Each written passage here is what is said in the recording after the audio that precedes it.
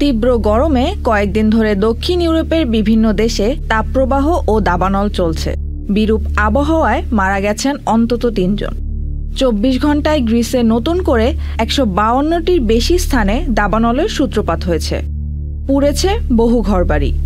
আগুন দ্রুত ছড়িয়ে পড়ায় বাড়ি ছেড়েছেন হাজার হাজার মানুষ।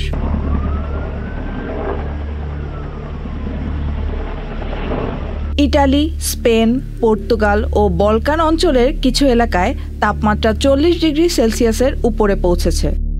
স্বাস্থ্য ঝুঁকি সতর্কতা হিসেবে বিভিন্ন অঞ্চলে জারি করা হয়েছে রেড হিট অ্যালার্ট। দাবানল নিয়ন্ত্রণে গ্রিস জুড়ে অগ্নি নির্বাপক বিভাগের ৪,৮৫০ সদস্য কাজ করছেন। স্পেনের আবহাওয়া বিভাগের পূর্বাভাস, সোভিয়া ও কর্ডোবার তাপমাত্রা ৪৪ ডিগ্রি সেলসিয়াস পর্যন্ত উঠতে পারে। মাদ্রিদের এক দমকল কর্মী পুড়ে মারা গেছেন। শত শত মানুষকে সরিয়ে নেওয়া হচ্ছে নিরাপদ আশ্রয়ে।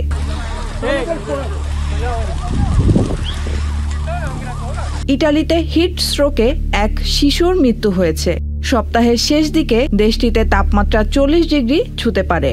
রোম, মিলান, ফ্লোরেন্স সহ কমপক্ষে ১০টি শহরে রেড হিট অ্যালার্ট জারি করা হয়েছে। ফ্রান্সের প্রায় ৩/৪ এলাকায় জারি হয়েছে হিট অ্যালার্ট। প্যারিস অঞ্চল ও রোন উপত্যকায় তাপমাত্রা আরও বাড়তে পারে বলে পূর্বাভাস দেওয়া হয়েছে।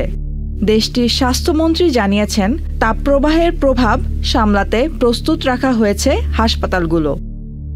Amina Rahman Supti, channel I.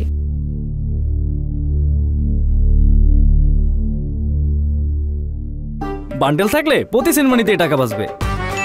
BKash send money bundle কিনে জিতুন প্রতি লেনদেনে।